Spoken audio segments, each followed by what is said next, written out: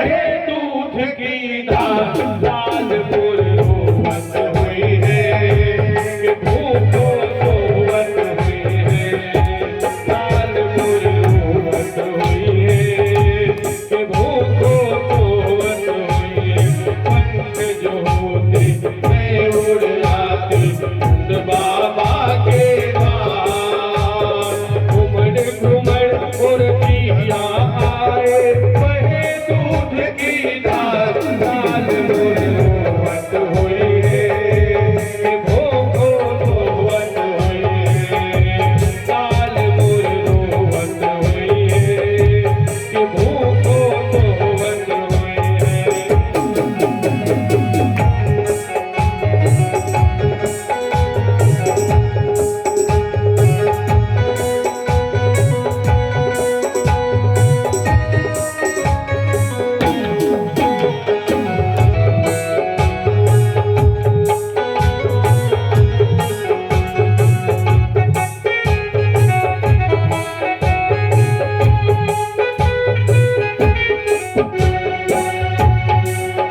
मेरे पद झगड़ा में भर के मोहे गोकुल में पहुँचाए मेरे पद झगड़ा में भर के मोहे गोकुल में पहुँचाए मेरे कुंवर गए जाने से मैं दर्शन तक ना पाए मेरे कुंवर गए जाने से मैं दर्शन तक ना पाए जाने कैसे राहत हुई है हमरो राज दुलार लाल मुरवत हुई है कि भूखो सोवत हुई है लाल मुरवत हुई है कि भूखो सोवत हुई है।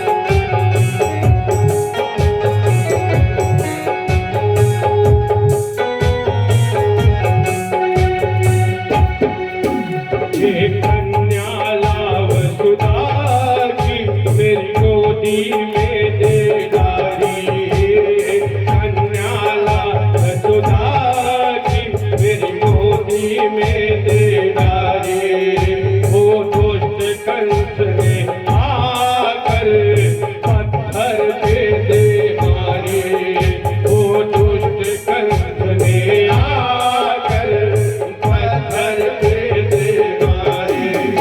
अरे सुनी गोद ये मेरी हो गई सुनी गोद ये मेरी हो गई रह गई मैं मन मार लाल मुरवत हुई है कि भूखो सोवत हुई है लाल मुरवत हुई है कि भूखो सोवत हुई है।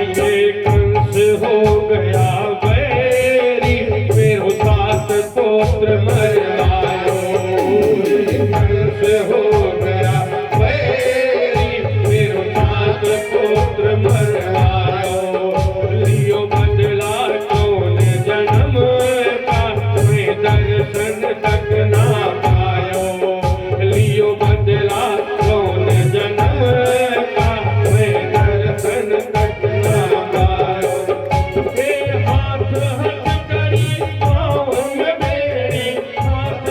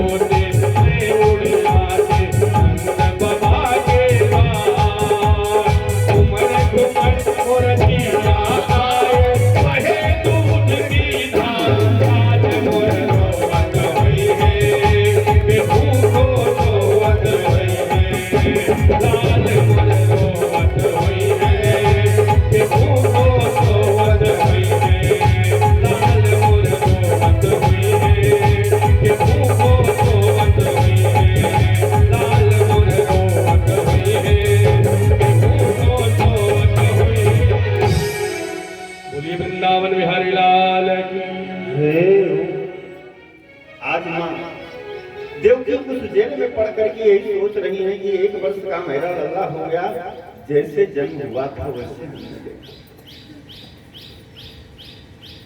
मालूम नहीं जीवित है कि नहीं है, इसकी भी ठीक से जानकारी नहीं है।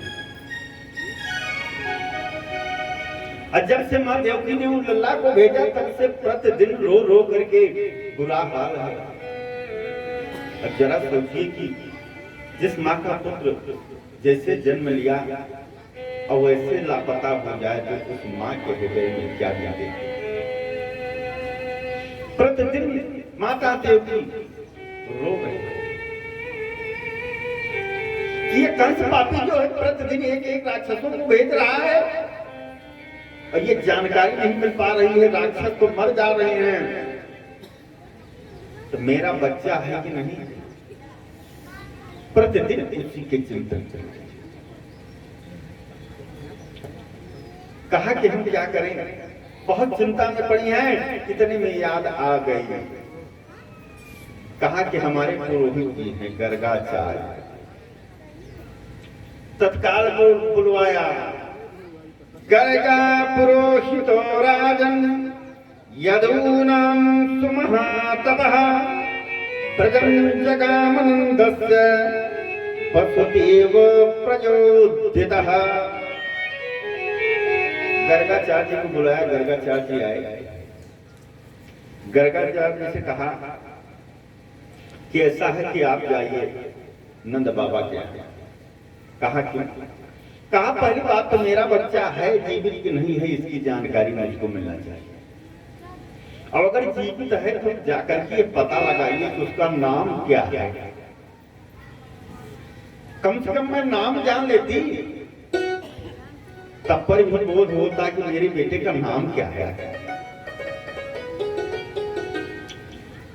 माता देवकी इतना कह करके रोने लगी। गर्गाचार्य ने अपने तपोबल से देखा, सब देख लिए कि ये कौन है। गर्गाचार्य ने कहा कि नाम की बात छोड़ दीजिए, उसको कंस नहीं मार सकता बल्कि कंस को वो मारेगा, इसको हमने तपोबल से देख लिया। कहा ठीक है जाइए वहां थोड़ा कुछ समाचार बताइए, मेरा बच्चा है किस तरह से, क्या नाम है। कहा ठीक है। गर्गाचार्य आ गए नंद बाबा के, और नंद बाबा के यहाँ जैसे गर्गाचार्य आए, आने के बाद नंद बाबा ने देखा, सबसे पहले चरण धोया, चरणोदक लिया और पूरे महलों में चरण का वो चरणोदक छिड़कवाया। और छिड़काव करने के बाद जैसे छिड़काव करवाया, कहा गुरुदेव आप आए हैं, आप बड़े महात्मा, आप जरा ये बताइए कि मेरा बेटा जब से हुआ है एक न एक दिन आपत्ति आती है, बड़े बड़े राक्षस आते हैं, लेकिन कहीं कुछ दिक्कत नहीं होती, वो अपने आप नष्ट हो जाते हैं। जरा देखिए कोई ग्रह दशा इनकी गड़बड़ तो नहीं है। गर्गाचार्य ने कहा पूरी ग्रह दशा देख लीजिए, तो क्या नाम है उसका, राशि का नाम बताओ। नंद बाबा ने कहा वो 1 वर्ष हो गया आज तक तो उसका नामकरण ही नहीं हुआ। कहा तो नामकरण नहीं हुआ तो कैसे हम राशि देखें, कैसे ग्रह दशा बताएं आपको। कहा महाराज आप जैसे सिद्ध महात्मा और नहीं मिल पाएंगे, अब आप आए हैं तो आप ही राशि का नामकरण कर दीजिए। गर्गाचार्य ने कहा कि देखो ऐसा है नंद बाबा कि कंस को यह आशंका है कि नंद का पुत्र जो है वही देवकी का 8वां पुत्र है। अगर हम नामकरण कर देंगे तो मैं यदुकुल का आचार्य हूं। यदूनाम अहमाचार्यः ख्यातस्य भुवि सर्वदा सुतं मया संस्कृतं ते मन्यते देवकी सुतः। कंस कहते हैं, गर्गाचार्य कहते हैं कंस यही मान रहा है कि नंद बाबा का ही पुत्र जो है देवकी का 8वां पुत्र है। अगर ये जानकारी हो जाएगी कि नामकरण गर्गाचार्य ने किया तो और पक्का हो जाएगा कि भाई वसुदेव की ये पुरोहित हैं और वही जाकर के नामकरण किए। नंद बाबा ने कहा ऐसा है कि नामकरण आप कर दीजिए, हम किसी को नहीं बताएंगे और न किसी को बुलाएंगे। कहाँ करेंगे? कहा फिर गौशाला में चलो, कोई जहाँ आए ना, नहीं तो घर के आंगन में पता लगा नामकरण करने के लिए हम बैठे हैं और गांव के ही कोई लोग आ गए, जा करके कंस से बता देंगे तो बड़ा अत्याचारी राजा है और बहुत परेशानी हो जाएगी। कहा ठीक है। चले गए गौशाला में। अब गौशाला में नामकरण के करने के लिए बैठ गए और नामकरण करने के लिए जब बैठ गए तो इसके पहले एक पुत्र हुआ था रोहिणी मैया के, उसका भी नामकरण नहीं हुआ था। वो कृष्ण भगवान के बड़े भाई थे। तो माताएं जो है थोड़ा क्या करती हैं, हंसी मजाक अधिक करती हैं। यशोदा मैया एवं रोहिणी मैया दोनों आपस में सलाह किया कि बहुत बड़े संत बता रहे हैं, इनको मैं देखती हूँ कि कुछ जानते हैं कि नहीं है, नामकरण करने के लिए आ रहे हैं। तो क्या किया कि देवकी जो यशोदा का पुत्र था उसको रोहिणी मैया ने ले लिया और रोहिणी मैया का पुत्र जो था उसको यशोदा मैया ने ले लिया। अब गौशाला में पहुंच गए।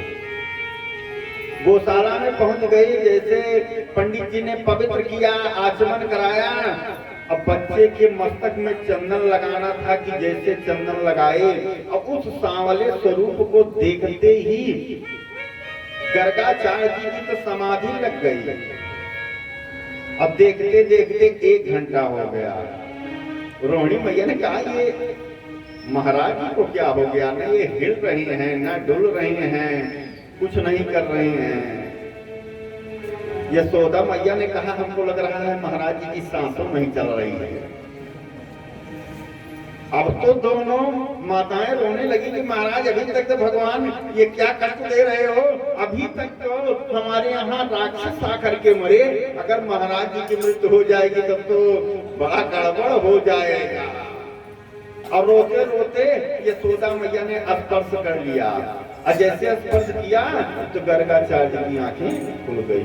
और गर्गाचार्य जी अपना परम सौभाग्य मान रहे हैं कि आज मैं धन्य हूँ, परमात्मा का नामकरण करने के लिए चल रहा हूँ। और यही सोच करके ध्यान मग्न हो गए थे।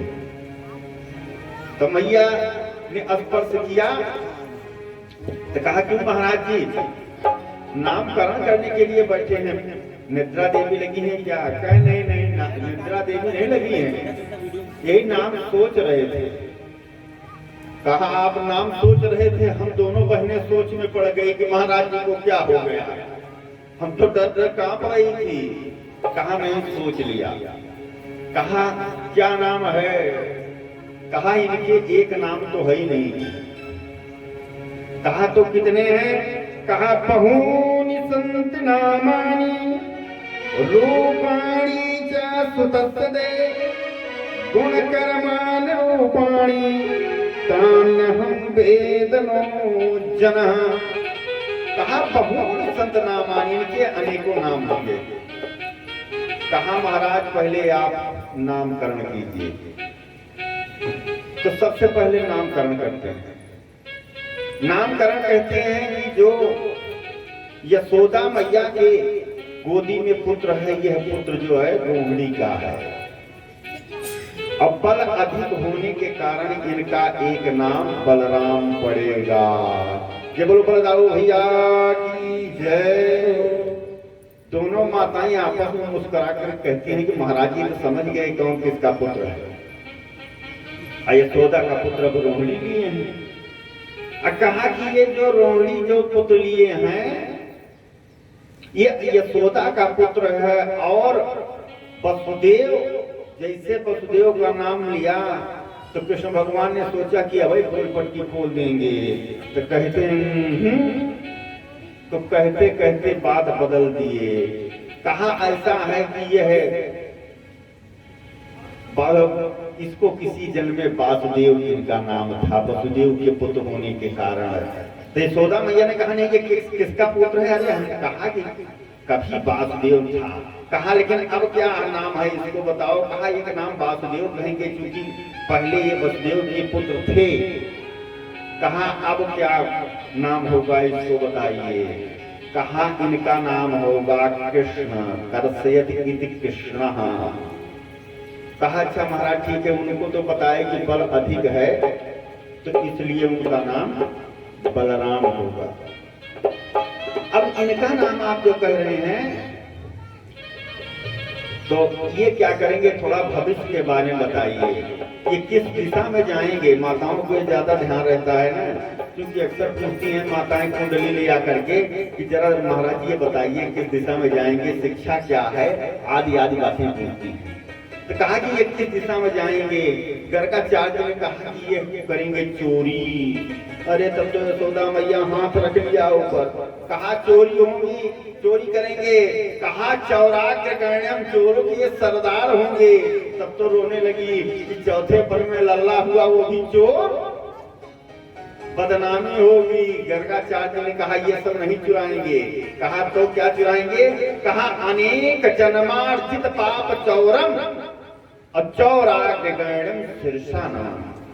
जो लोग इनका ध्यान करेंगे, इनका मनन करेंगे, इनका चिंतन करेंगे, इनकी कथा श्रवण करेंगे तो ये क्या करेंगे? अनेक जन्मार्जित पाप चौरम, जो अनेक जन्मों में पाप किए हैं उसको चुरा लेंगे। और जितना बढ़िया ये चुरा पाएंगे कोई नहीं, चौराग्रगण्यम। तो इसलिए इनका नाम जो है अधिक जब करना चाहिए, इसलिए पाप चुराते हैं, सब धन देते हैं। माता ने कहा ठीक है, प्रणाम किया, दक्षिणा दिया। गर्गाचार्य जी को अंदर ले आई तो कहा कि हमारी तो 3 बार जीभ है पलटा खा जाएगी ये कृष्ण बलराम कहने के लिए। तो कितना भी बढ़िया प्यारा नाम अगर रख दीजिए ना तो माताएं प्रेम का अपना दूसरा ही नाम रख देती हैं। तो अब माताएं कहती हैं कि अब मेरा इसका नाम दूसरा होगा। माता जी क्या रखती हैं कि कोई कहे गोविंद, कोई गोपाला, मैं तो कहूँ सांवरिया बांसुरिया वाला। कोई कहे गोविंद, कोई गोपाला, कोई कहे गोविंद, कोई गोपाला, मैं तो कहूँ सांवरिया बांसुरिया वाला, मैं तो कहूँ सांवरिया बांसुरिया वाला।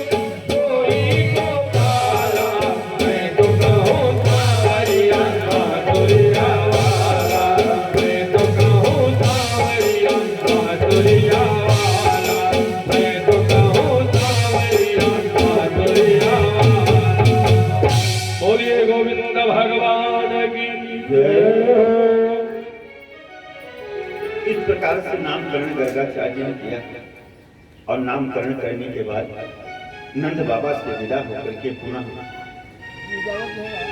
जाकर के मैया देव इन वसुदेव से बताया, बड़ा होनहार बालक है और हमारा परम सौभाग्य है कि जो नामकरण हमारे द्वारा इनका हुआ।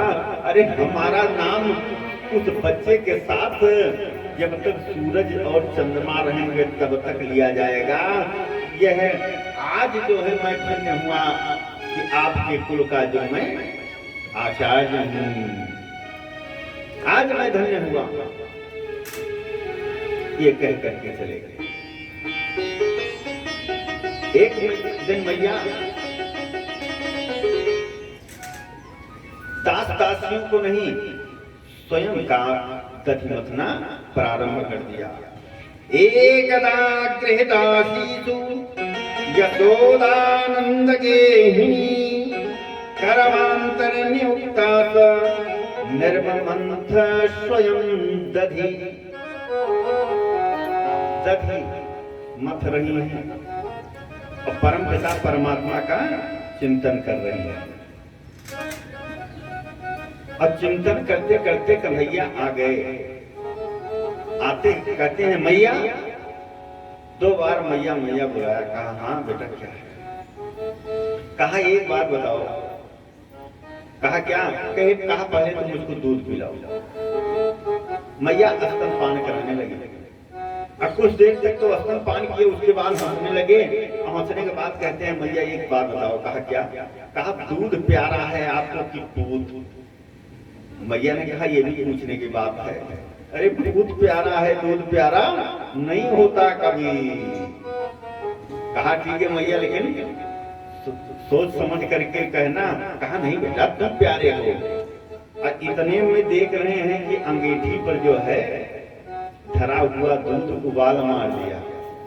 अब बहने लगा। मैया ने क्या किया? कन्हैया को अतृप्त अवस्था में, अभी दूध पी करके वो तृप्त नहीं हुए हैं, जमीन पर कर दिया और लेटा करके चली गई दूध उतारने के लिए। कन्हैया ने कहा वाह माँ, बहुत होशियारी कर रही हो। अभी कह रही थी कि दूध प्यारा है और दूध थोड़ा 50 ग्राम नहीं बहा होगा कि हमको फेंक करके चली गई जमीन पर। उठाया पत्थर का टुकड़ा और जितने माट मटका दे सबको फोड़ दिया। अब मैया ने जब देखा, कहा ये हमारे परपजिया सास के जमाने के कारे कारे मटका दे फोड़ दिया। रुको तो मैं बताती हूँ। छड़ी लेकर के दौड़ गए। सुखदेव स्वामी इस मंगलमयी कथा को राजा परीक्षित को श्रवण करा रहे हैं। कहते हैं परीक्षित देख लो, इस तरह से भागता हुआ ब्रह्म देखने को नहीं मिलेगा बाल स्वरूप में। कन्हैया आगे आगे और मैया पीछे पीछे। अब मैया दौड़ते दौड़ते 90 वर्ष की अवस्था में थक गई, सांस होने लगी। कन्हैया को नहीं पकड़ गए। कहा कन्हैया रुक जाओ। कन्हैया ने कहा मारोगी माँ? कहना ना ना ना मारेंगे नहीं। तब कहा पूजा करूंगी। कहा हाँ ये बात तो अच्छी हुई। जब आपको पूजा करना है तब जो है मैं आ रहा।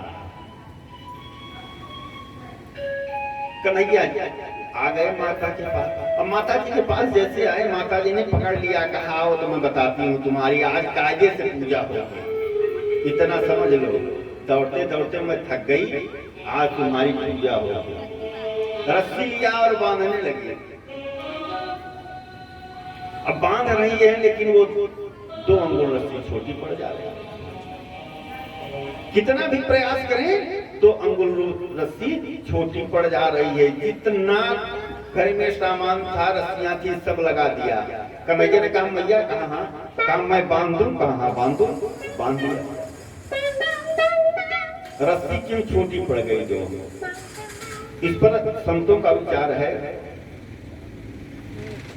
कि भक्त जन परिश्रम और भगवत कृपा। जो कुछ लोग कहते हैं महाराज बहुत परिश्रम करते हैं लेकिन कहीं सफलता नहीं मिलती। तो सफलता कब मिलेगी? जब भगवत कृपा हुआ। मैया ने बहुत परिश्रम किया कि उनको बांध दें, लेकिन बांध नहीं पाई।